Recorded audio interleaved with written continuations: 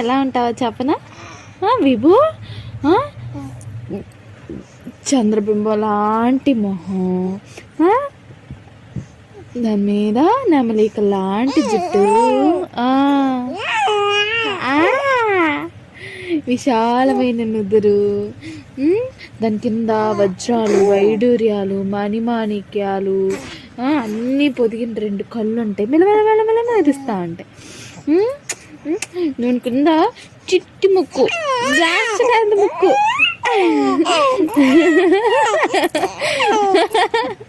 ద్రాక్షకాయంత ముక్కు, దాని కింద 2 చిట్టి పెదాలు.